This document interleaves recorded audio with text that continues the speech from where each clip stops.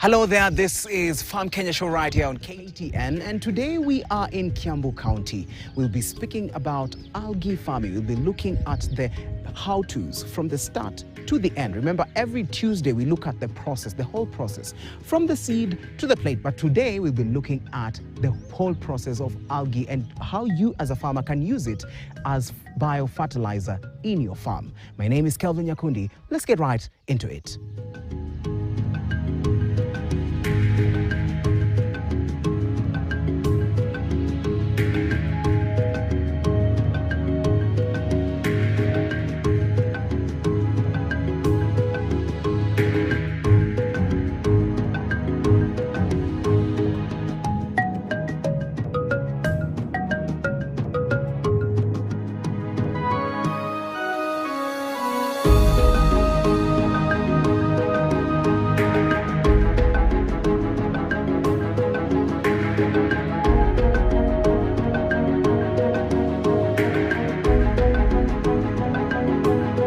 All right, thank you so much for joining us, George. Let's now get right into it and look at the process of how to plant algae. So where do you start from? So now the process of planting your algae starts from one site selection.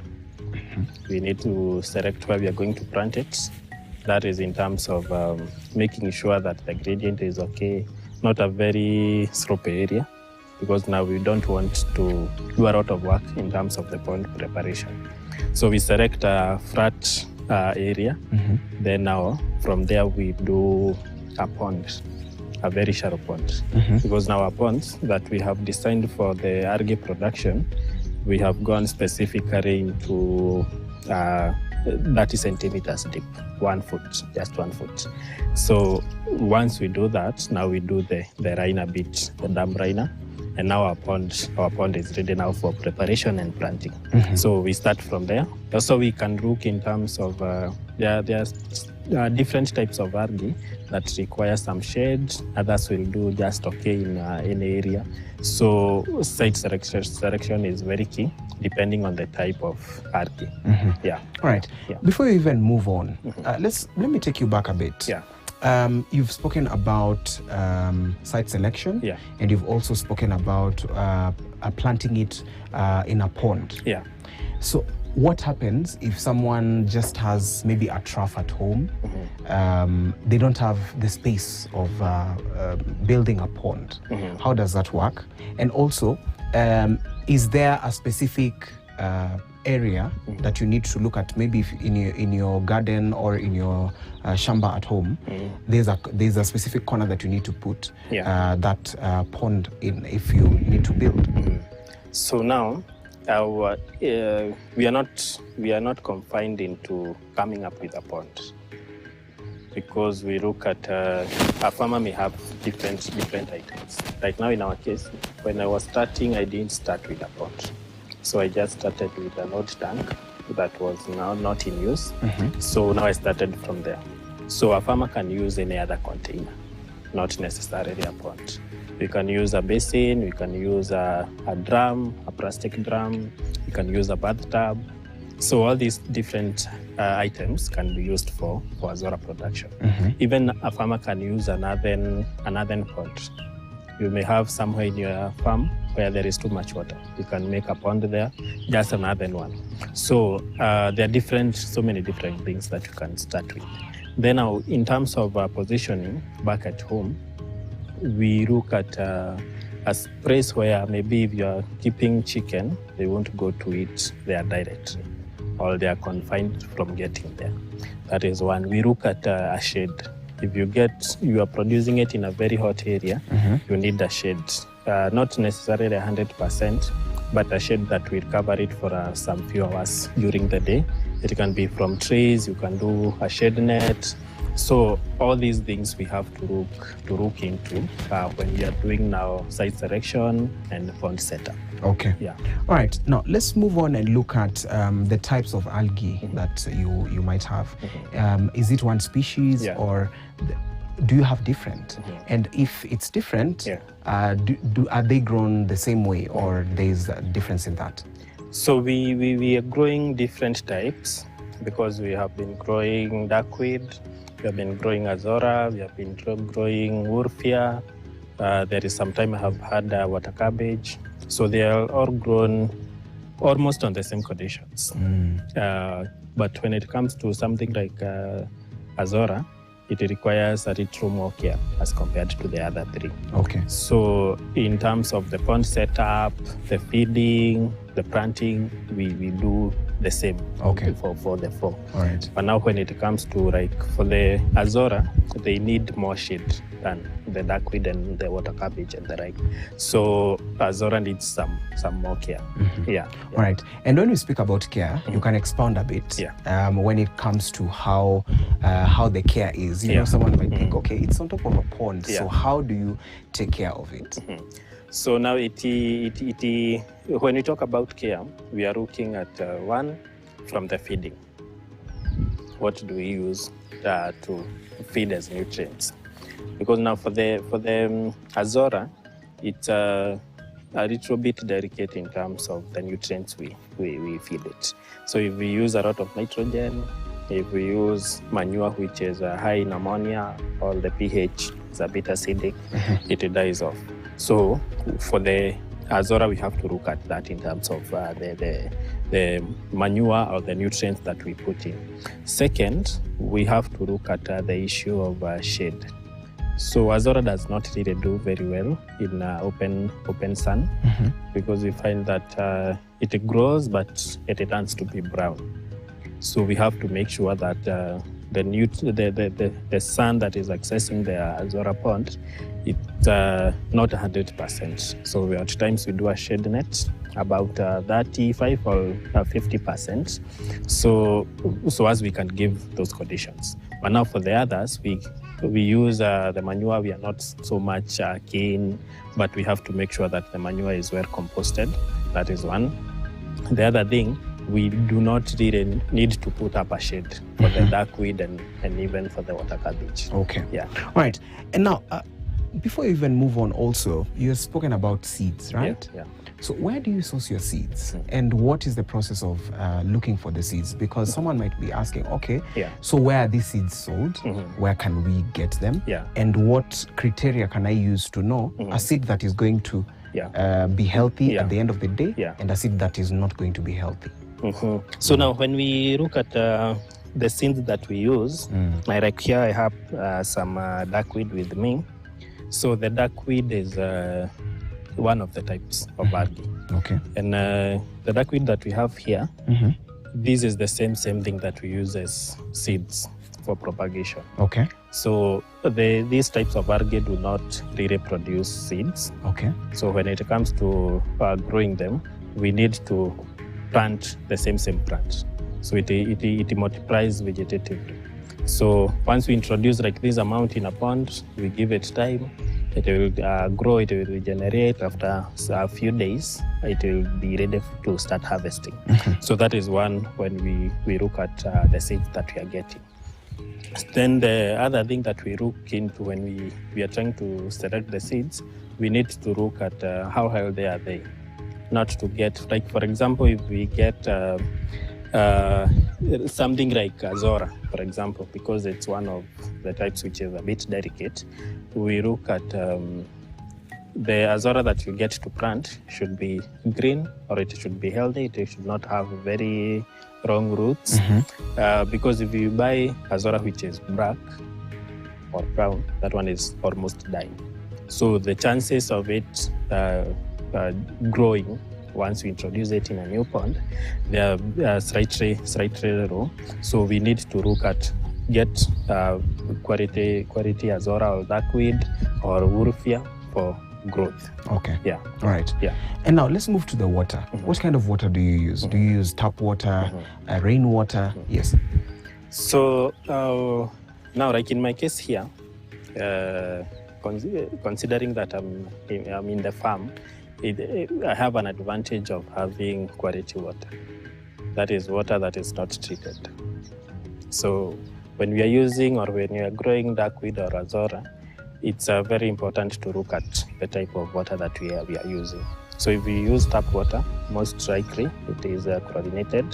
So once we introduce the manure or the nutrients there, the azora will still grow, but it will struggle a bit to grow because of the chemicals that have been used.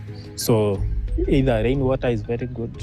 If you're using a well, also that water is very good, provided it is not chlorinated.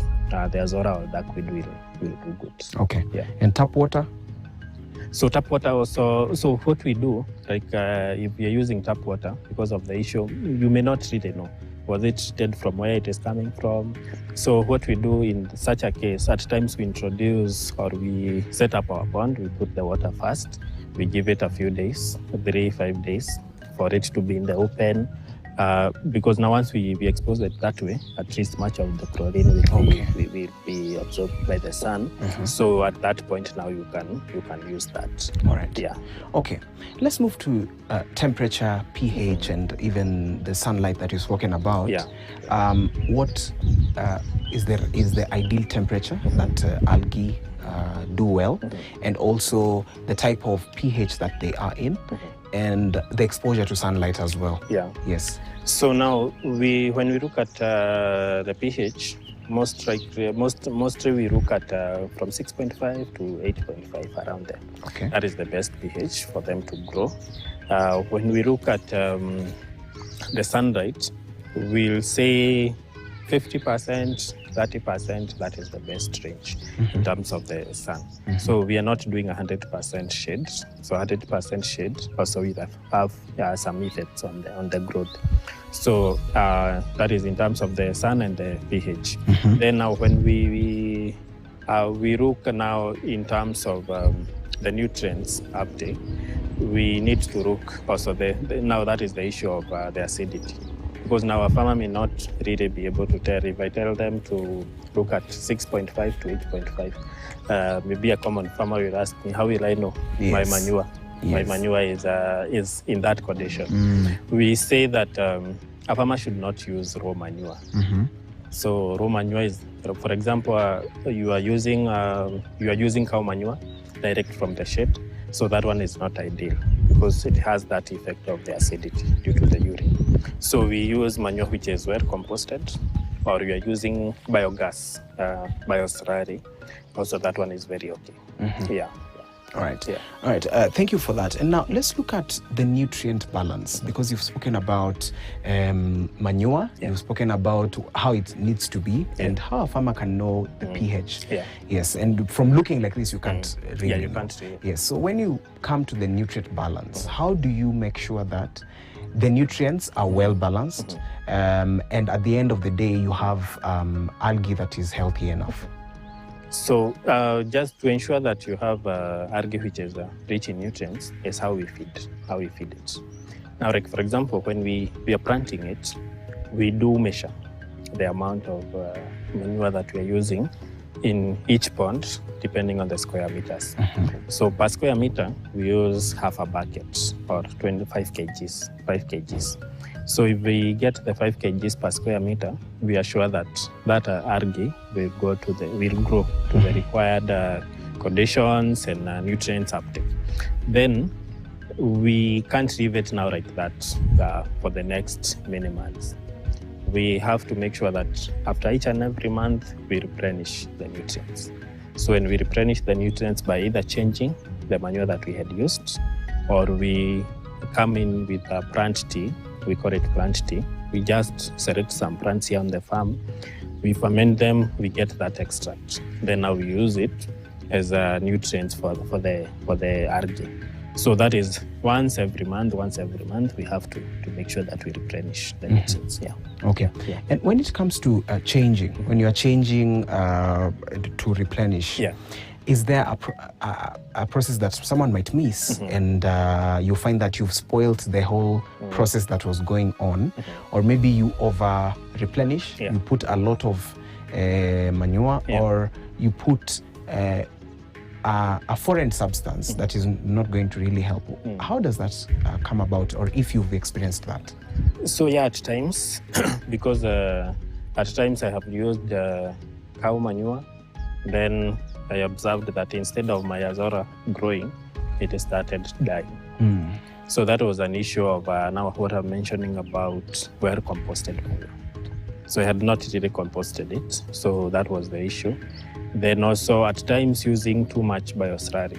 So because bioslurry is a good fertilizer, organic fertilizer, but now once we use it in excess, also the nutrients uptake of the azora, at times it makes it to die. So the issue of nutrients is a major thing. Also the issue of water. At times we may say we have, as far as you look in your pond and you see that you have water, you may think it is okay. But at times you find that your water have stayed in that pond for quite some time. Then it is not active again to produce your algae. Yes. So we have to look at how long does my pond stay in. Yeah. Okay. Yeah. Now let's move from that and look at the period in which from seed to harvest. Yeah. How long does it take?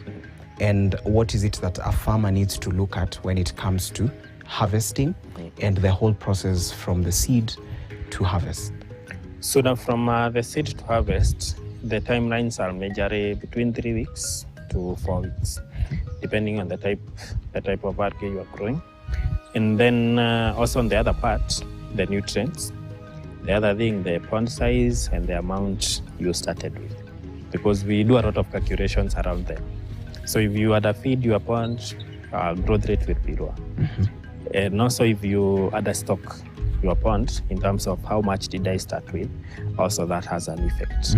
So we have to look at, for example, if you are starting a pond, normally we say you need 100 grams per square meter. We said we use 5 kgs of compost or manure per square meter. Then on the other side, we have to use 100 grams per square meter to introduce in that pond. If we use less than that, it will have an effect of, it will take more than the 4 weeks to grow and start harvesting. Okay. So that is the thing we look at when we are stocking the seeds and how long it's taking for us to now to come and start harvesting. Right. Yeah. Okay. Yeah. And for harvesting, still on the harvesting, what shows you that the algae is ready for scaling up or for removal? Yeah. What are the indicators? So now the indicators majorly for us to know that the azora is ready or the algae is ready. One, we look at how is it behaving in terms of how is it covering your pond, especially during the very initial stages. So if I'm setting up a pond, I introduce my 100 grams per square meter, then it reaches 3 weeks and 4 weeks, and still I can see some water in the pond. At that point, you should know that my algae is not ready for harvest. But now once it covers the whole pond, if I look at the pond like this, I do not see the water down there. At that point now I'm sure that now my algae is ready, I can start harvesting. So majorly that is what we look at. So the time being 3-4 weeks, then secondary, how much or how has it covered into your pond. Okay. Yeah. Let's also look at the period of harvesting and contamination. How do you prevent contamination? Because during harvesting is when, they are harvested, put in different places. So when it comes to prevention of contamination, how does that happen? So now how we harvest, majorly contamination can come in a number of ways. How did I feed the nutrients in my pond? Because now at times you may use manure and use it direct in the pond or in the water. So when it comes to harvesting, you find that we are using the sieve. We scoop with this sieve, and then once you harvest, you find that you are getting your algae with manure or with some dirt. So it means that your manure was too light. It floated up, then once you start harvesting, you find that it has that contamination. So now to prevent that, we make sure that when we are planting in our ponds, we use manure not directly, but we put it in sacks. So we put the manure in a sack, then we throw it inside there. So that way, we reduce now the contamination of manure getting directly into contact with our algae. That is one. When it comes to harvesting, now we harvest our algae like this, And then we put it either in a bucket or somewhere clean, just somewhere clean. And we do not store it at that point, because now also storage may come in and bring contamination again. So because we are using it where it's fresh, we just want to harvest it and use it the same day. If you're not using it the same day, now we need to dry it and dry it properly. So we have to clean it very well with clean water, then now dry it very well within a very short period. Then now we can be able to store. So if we bypass that or we use a shortcut to that, we are sure that it's going to be contaminated. Okay. Yeah. And before you even move on, the drying part. Yes. Yeah. If someone wants to dry, how long is that? So that at least we let people understand about this. Yes. So now when it comes to drying, we need to look at a maximum of 3 days. And also the conditions, which are we drying at? Because now, if we dry it at the sun, at times, especially now like in this time, you find that the sun is not too much. So you might find instead of drying, it is starting to decompose. That is one. So the right way to dry, it's either at a greenhouse solar dryer. So that one will ensure even before the third day, your algae is dry. Okay. Then now it prevents the loss of nutrients due to the direct sunlight. So we need to dry it under those conditions, and then we make sure that before we even start drying, we had thoroughly cleaned it. That is, we had washed it very well.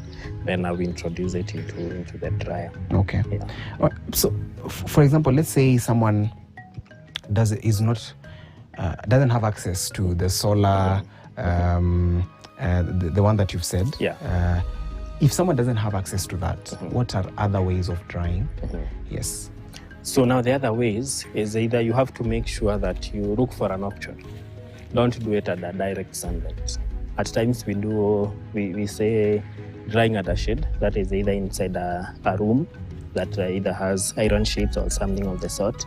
And then also, we do not put it on the ground. We suspend it. Okay. So in a net, then it's suspended, so that it loses that moisture, and also it dries properly. So if we go it, because now the biggest thing that we are avoiding, it's the direct sunlight. But now, doing it at a shade or a shade house or a greenhouse or a greenhouse polythene, because you may not really have the greenhouse dryer, but you may get a greenhouse polythene, just put it on top. Then it will be able to dry that. Right. Yeah. And now, for example, now you've harvested, the water in the pond has remained like that. Yeah. What do you do to the water? Do you change the water? And if you change it, do you discard the whole of the water, or there's a way you do it? Just explain to us. Okay, so now when we are harvesting, that is, at times we do not harvest like 100%. We do a maximum of 75%. But time to time we do change the water. And when we change that water, we need to use that water in the farm, because now that water is rich in nutrients. Yes. Because now when we are growing our algae and we are introducing manure, we find that the nutrients in that water are not fully used by the algae. At times they use a lot of phosphorus, then there is going to be some nitrogen in the pond. So we have to make sure that we use that water again on the farm. So now we correct this water, we direct it to the farm, then we can use it to grow the crops over there and also increase the nutrients. Then now we can replenish again. Yeah. And the ones that remain, the 25% that remains, what happens to that? Do you still continue with the same management practice, or you add new seeds? Yes. So now, one advantage of growing this algae is that once we start it and we introduce it, you do not buy seeds again. Because now whatever you are growing and how you are growing it, if you are making sure that you leave some 25% or more, in your pond, it continues to grow. So you won't go back to buy again. Okay. So it keeps on regenerating and regenerating. Yeah. All right. Yeah. Thank you so much. Much. We're going to go for a short break, but we'll be back. Don't go too far. We're going to keep on understanding and learning about algae farming. And I believe by now you've really learned a lot. So don't go too far. We'll be back with more.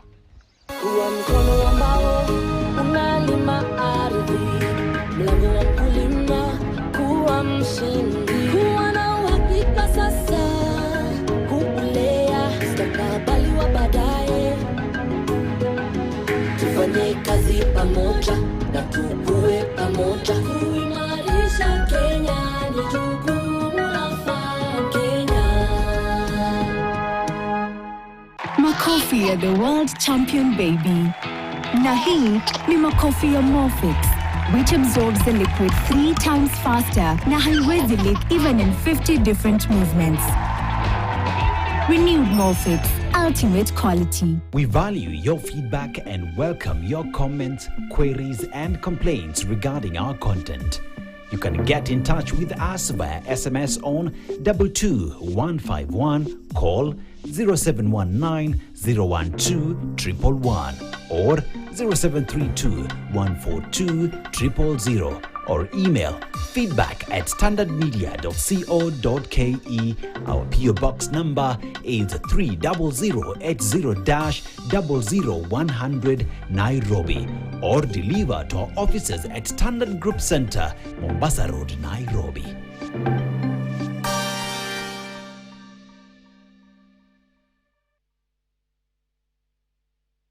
World drowning in half-truths, in whispers that masquerade as facts. How do you find the real story? You cut through the noise, you demand clarity. For decades, the Standard and the Standard e-paper have been Kenya's unwavering heartbeat. It is judged every word, every angle, bold enough to challenge and reveal factual above all else. But the truth isn't static. It evolves in every moment, and so do we. Presenting the Standard all-in-one app, your direct portal to real-time news, curated entertainment, and premium content. From the unfiltered truth of breaking stories to the depth of our exclusive investigations. From powerful podcasts that challenge perspectives to the complete e-paper experience in your hands. This isn't just an app. It's your daily dose of pride in Kenyan journalism. It is the trust you deserve. Don't just hear news. Understand it. Live it. Download the Standard all-in-one app today. Be part of something bigger. The Standard. For generations, Kenya's unwavering voice. Judged, bold, factual.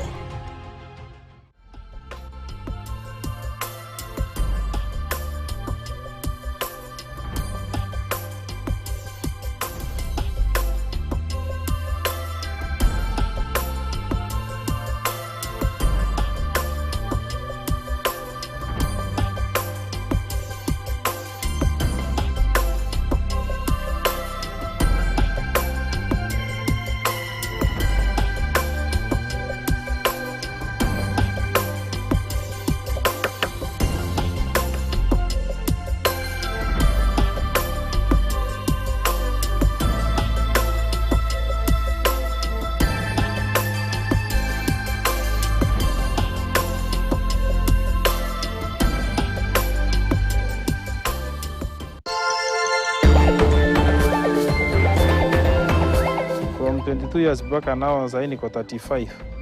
Hiyo miaka yote sasa na dini hii peke yake. Mimi sijuangi kazi nyingine. Ndio zinanipatia food, ndio zinanifanya ni dress, ndio zinanifanya mpaka nimetembea na hiyo gari. Road trailer haina kazi ngumu, ila kitu watu wanasema ni ile tunasema kazi yake is perfect kwa security door. Hakuna mtu ataweza mtishia hata ukue na bunduki gani. Road siwezi muuza less than 8,000. German Shepherd huyo naweza kuuzia vile kuanzia 70 to 60.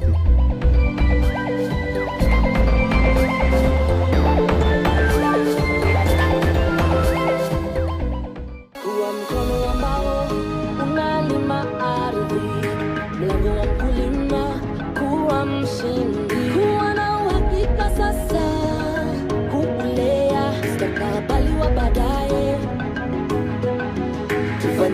kazi pamoja na tukue pamoja. Kuimarisha Kenya ni jukumu la Kenya. Welcome back. We are talking about algae farming, and this here is duckweed. And George will be explaining to us more about algae farming. And as we continue, George, let's get right into looking at what equipments maybe you use to look at algae that has matured and is ready for harvesting.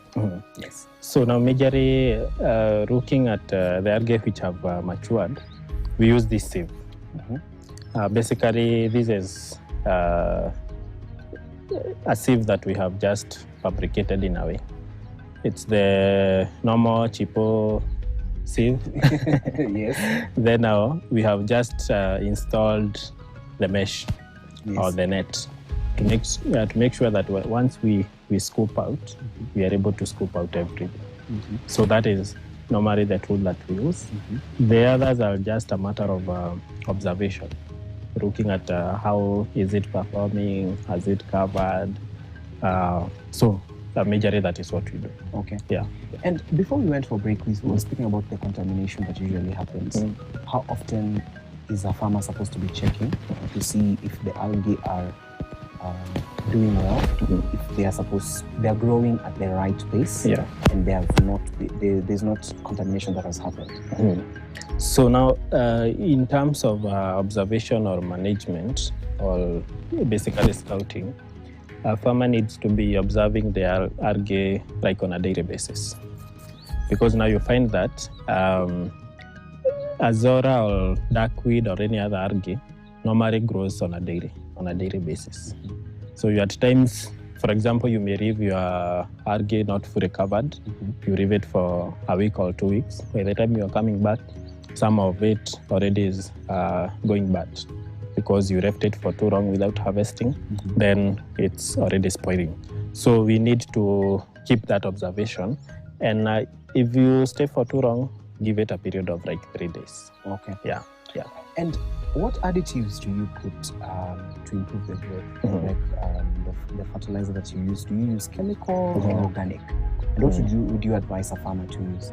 So majorly we have focused on using organic inputs as compared to chemical because of a number of reasons. One, chemical fertilizers, at times we are not able to get the right ratio. So at times you introduce it, then it kills your algae. So we try to use organic inputs that is now ranging from the bioslurry, the composted cow dung. We do plant tea. So plant tea, we select a variety of plants ranging from Tithonia, Russian comfrey. We use things like Lantana camara. Then we use stinging nettle. We use a vegetable that we call kahorora or misheveve. So these types, we select those types. Then we ferment them in a drum for a period of 7 days. Then now the resulting liquid, also it's an organic foria or fertilizer. So we put it also as an additive for the growth. So those are the types majorly that we have been using, and what we advise the farmer. Because now the other options is a fertilizer that is not so common with so many farmers. We call it TSP. So basically to provide phosphorus. So we try to get, if a farmer can get that option by just using the materials at the farm, you don't really need to go and buy. Okay. Yeah. For example, let's look at in a week, how much do you collect and what does that translate to? And how does it look when maybe the season is not as giving as it's supposed to be? So now from the points that I have here, we have been harvesting between 20 to 30 kgs on a weekly basis. So that results to a number of things. One, we are able to sell that. Two, we are also able to use it at the farm here because we are feeding fish, we are feeding chickens, we are feeding pigs. So, like for example, I'm able to feed 1,500 fish. That is for the chicken, around 100, for the pigs, around 10. So with that amount, I'm able to feed that and also keep some or have some, which I'm able to sell out to farmers. So that is what it's transitioning to. Okay. Yeah. Okay, let's look at the challenges as a farmer, as an algae farmer. Yeah. And you manage very many of the ponds, it's just not one. Yeah. So when it comes to challenges that a farmer might face when they are getting into this type of farming, what are they? And how do you make sure that you seal those gaps even moving forward? Yeah. Yes. So now at times, the challenges may be changes of seasons and weather. For example, in like this season that we are in, a cold season, you find that growth rate is a bit low. So that is one challenge. So what we do at times, you may need to produce a lot during the dry or the hot seasons. Then now you can be able to dry that and store for use. Then now the other thing, you may find different places we have different predators. So you find that, for example, me growing it here, at times I find that you may find frogs affecting. That is one. A farmer growing it elsewhere, you may find that in dry, especially in dry areas, you may find the challenge of birds. Because there is no much vegetation there, you find that the birds want to feed on your algae. So those are some of the challenges. And you find now in such a scenario, you need now to do like a shed house. So you just do a shed house, then you'll be able to grow it. Okay. So for the issue of like something to do with the frogs, at times we resort to introducing also natural predators like catfish. So you introduce a few of them in the ponds, then you are sorted. So that is how we try to manage some of these challenges. Okay. Yeah. And I can see your ponds are open. They're not really closed. Yeah. Are there points where you usually close the ponds?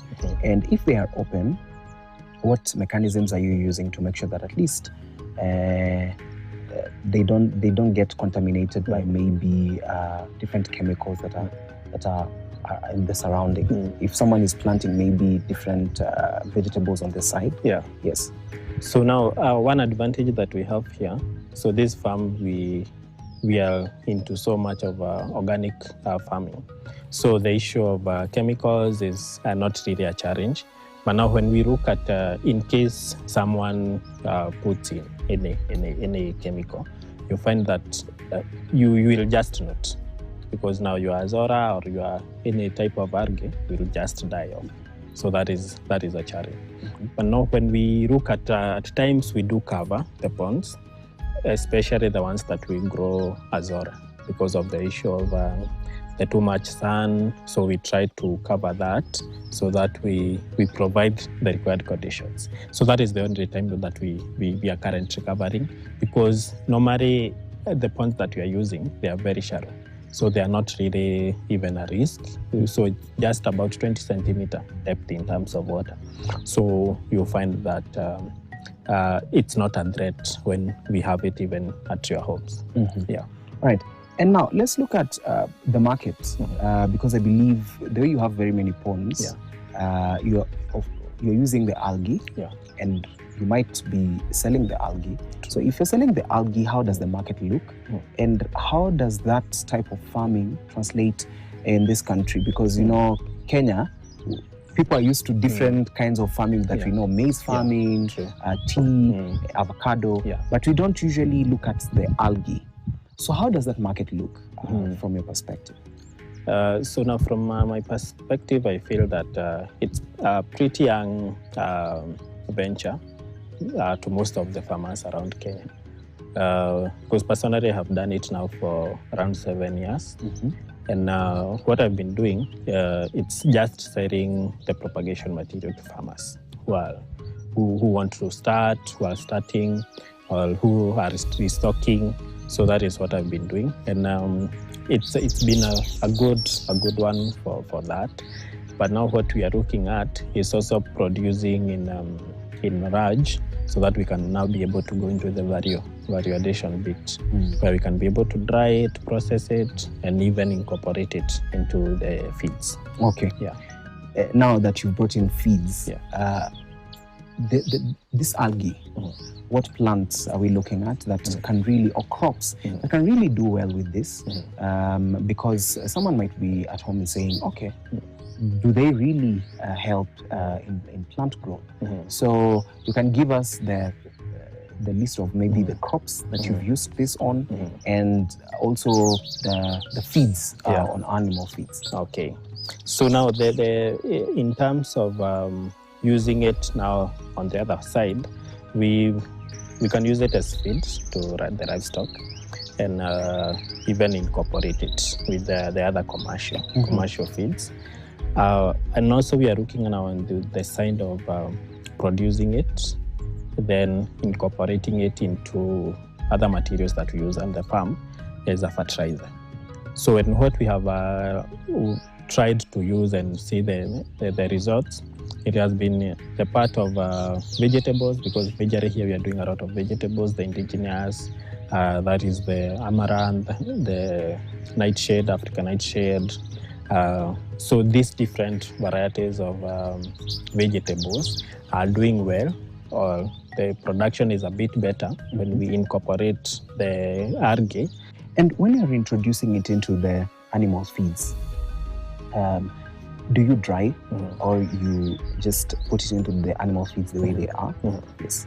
So currently when we are using it for feeds, normally we use it as it is, because now the thing is that we don't incorporate it in the feed then store. So we incorporate it into the feed like on a daily ration. If I'm feeding my pigs 3 kgs, I reduce some amount, then I incorporate the algae, then I feed them. So directly. So that is what we are doing currently. As also we look into now going into drying and now incorporating into the feed as a raw material to bring in now the protein instead of now buying the commercial ones. Yeah. All right. Of course, we usually have this conversation on genetically modified organisms. Yeah. When it comes to algae, what is your view on that, the genetically modified ones? Would you advise that? And what would you say is the way forward when it comes to algae type of farming? Because we are seeing very many innovations coming on these other sides of crop planting. Yeah. Yes. So what is your view? So now my view majorly is on looking on the natural way or the organic way. Yes. Because also of the issue of effect, maybe of the genetically modified ones. Because now we are looking at a point where we are using a new technology, we call it new, but when we look at where is the source, we feel that Azora is not new, duckweed is not new, wolfia, water cabbage, they have been there in existence, just that we did not use them back then.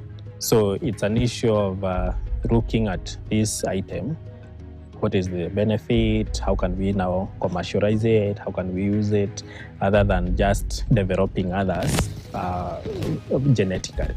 So I feel that there is a lot of work, there is a lot of exploitation that can be done in terms of using whatever is there in the nature, developing it, commercializing it, and getting a product that we even sustain us. Because now the biggest challenge today we are facing in terms of feeds is the cost, which is majorly driven by the raw materials.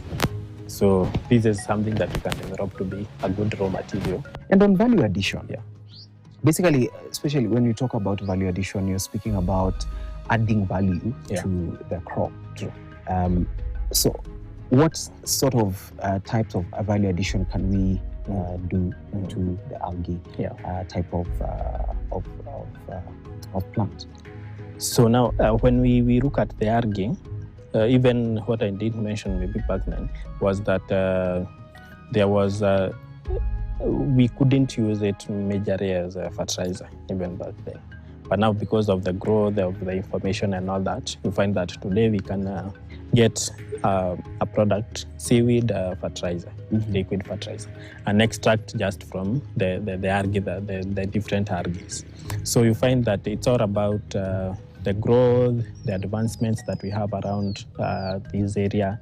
And also you find that now we are not just relying on algae as feeds, but also as the fertilizer, the liquid fertilizer, the composted pelletized fertilizers. So there are all these different types of things. Yeah. All right. And when you look at the growth of this, the algae, let me call it sector, in the country, in terms of the emphasis and focus that's supposed to be done, is this a venture that the agriculture or the Ministry of Agriculture needs to look at?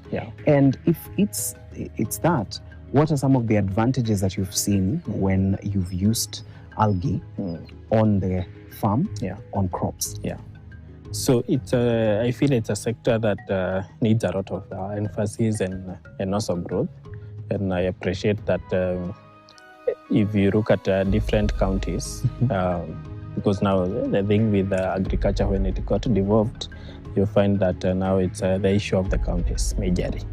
So you find that different counties have been bringing farmers for training, helping them start. So I feel that there is that appreciation of there is a new technology that a farmer can be able to uptake and start and help them. That is one. On the side also of development, here we have now different development partners, the organizations that are championing regenerative agriculture, all these things. We find that we have been in collaboration with some, which are supporting farmers for the same purpose, and at least we get somewhere. We get somewhere with that. So that is a part. And what I've been seeing in terms of the advantage is that we have seen, if, for example, in terms of the chicken, you find that once we feed the chicken, there is an increase in terms of their laying percentages and also growth, their growth rate, especially the indigenous ones. So there is all these different things that we are able to see. Also on the farm, you find that there is an increase in terms of production.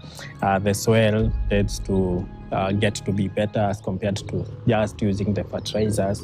So there are so many different advantages in different areas around this algae farming. Okay. Right. Even as we coming to wrap up this particular conversation, let us look at a farmer who wants to start this. What do they need to focus on? And your parting shot at the end.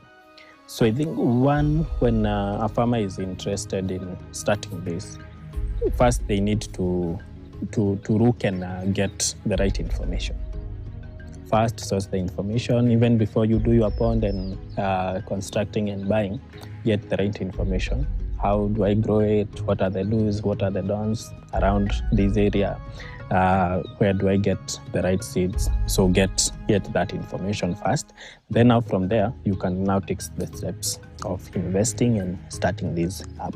So I feel that is an area where maybe locally, as Kenyans, at times we fail because we start something, then when we fail, then we go back to start looking for the information. So I feel that is an area that we need to start off getting the information. And also to encourage the farmer, because today the challenges are there in terms of the feeds, the inputs, the cost and all that. And this is one area where a farmer can be able to lower their cost in terms of the feed inputs, and also get maximum returns because you are assured of quality product to your livestock.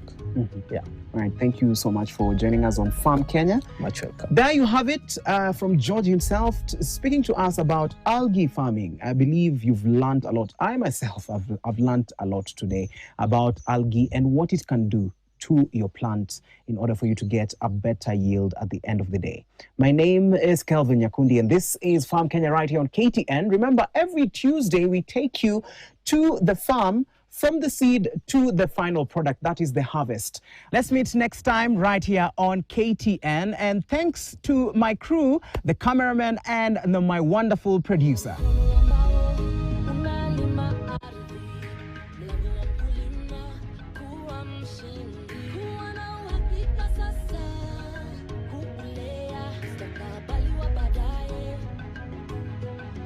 Tufanye kazi pamoja na tukue pamoja kuimarisha Kenya.